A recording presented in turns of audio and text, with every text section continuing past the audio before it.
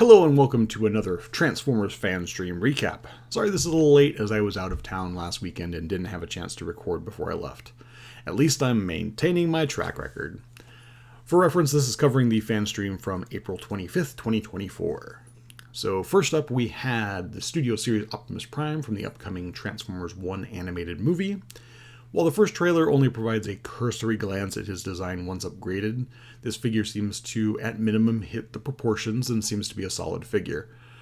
Overall, it's pretty clean looking in both modes, and I personally like the look of the alt mode as it's a good take on a Cybertronian truck. It also features the iconic Energon axe done in a blue translucent plastic, which may be a first as it is normally orange as depicted in the original cartoon. Also includes the Matrix, which can be held by Prime, which is always a bonus. As a side note, in regards to the Transformers 1 movie, while I will reserve final judgment until seeing it myself, the first trailer was a little bit of a disappointment.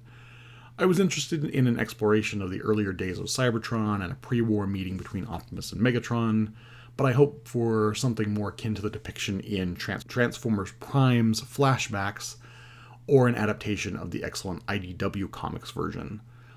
I recognize that I am not the target audience anymore, so I have no vitriol, and I hope the movie is a success.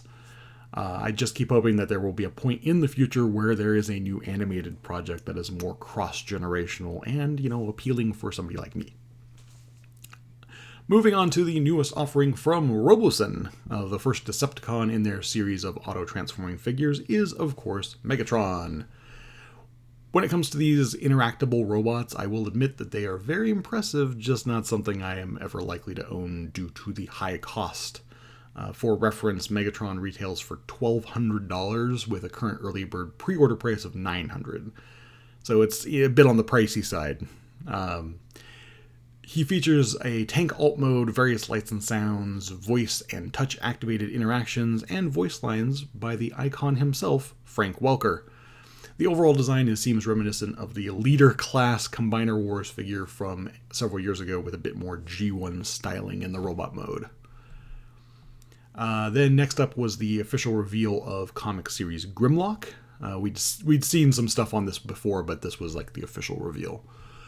I know some people aren't huge fans of the cell shading featured on these comic universe figures, but it fits because they're meant to be comic universe. But I have to say the bright yellow and vibrant blue really pop and make him stand out compared to other versions of this mold. He also includes his crown and 3 swords, which will finally officially give blades to all the Studio Series Dinobots. A nice addition if you didn't want to pay extra for the third-party upgrades like I did. After that, they brought in the previously revealed Studio Series figures, Swoop, Concept, Sunstreaker from the Bumblebee movie, Gamer Edition Sideswipe, and Shockwave also from the Bumblebee movie.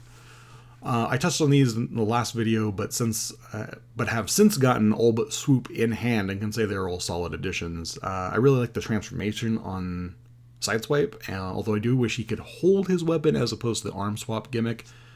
And then Sunstreaker's a great figure, and it's nice to finally have a properly scaled Shockwave in that particular version from the Bumblebee movie. Then they went into Wave 3 Legacy United. First of those was the Robots in Disguise, or Car Robots Sideburn. Of course, since the release of Shadow Striker, we knew we'd be getting this figure eventually.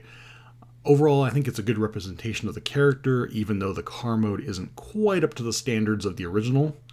I look forward to adding him to the collection, but the question is, when are we getting his brothers? Hopefully soon.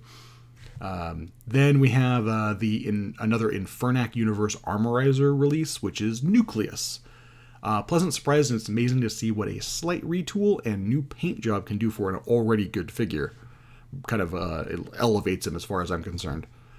This is a retool of Magnius from Wave 1, and I just love that bright white with the silver and gold accents. Fantastic. The new head sculpt is excellent as well. I always tend to prefer the visor look for a lot of HUD sculpts.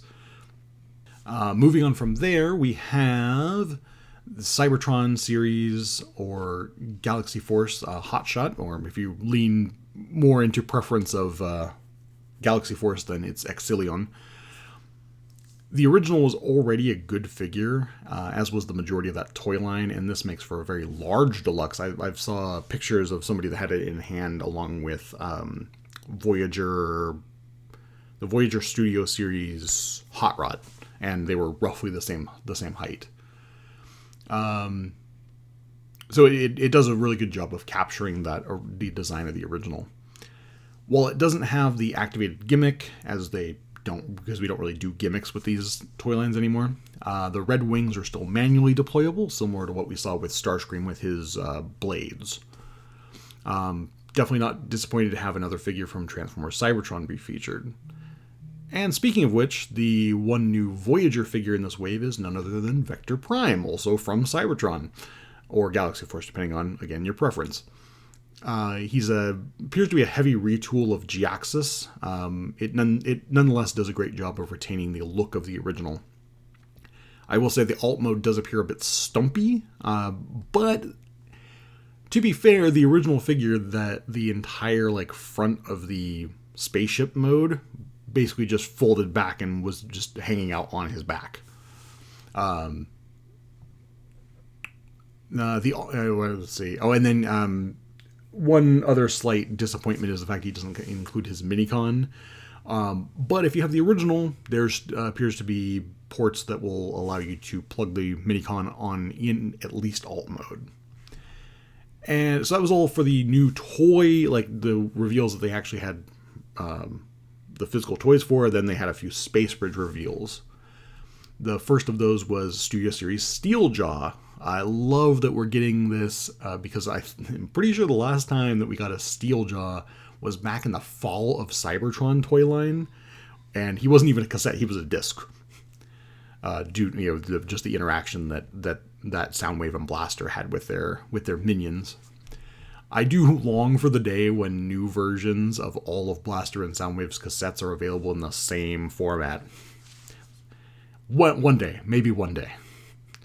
Then we had a tease for War for Cybertron Gamer Edition Decepticon Generic Trooper. So I'm interested to see what this one's all about. Gamer Edition has had its fair share of issues, but it's been improving recently, as I mentioned with the Sideswipe. It's actually, honestly, might be my favorite Gamer Edition one so far. Then we had Studio Series Bumblebee movie Skywarp, which completes the original trio in that particular design. I'm not going to say no to more Seekers, so especially when it's completing sets. After that, we had there was a tease for a Studio Series 86 Springer. Based on what was said, this will probably be the Voyager Legacy release with some additional tooling, trying to just bring it closer to the animation model. I already prefer the Legacy version of Springer to the other molds we've gotten, so I'm interested to see what exactly they're going to be changing on that. And I will recognize the fact that the Thrilling 30 Springer is a great figure. I know there's a lot of people that prefer that version, but I prefer the animation likeness of the Legacy mold. Then we had a tease for a Studio Series 86 Bumblebee, which appears to was hinted that it's a new mold, or maybe like a heavy retool of the existing one.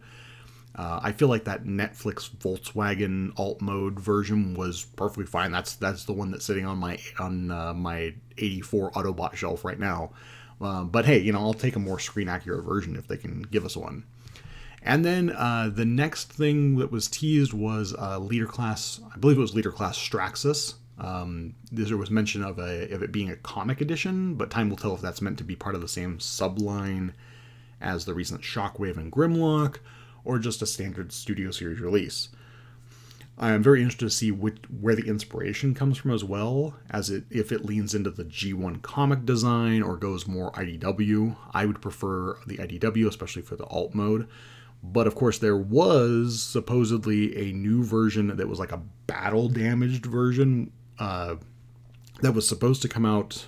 It got replaced. That one got canceled, and then it was replaced by the Transmetal 2 Dragon Megatron. So, whichever one that one is, I can't remember if that was. I think that was just Legacy, the first year of Legacy, and not Evolution. But I'd have to look that up.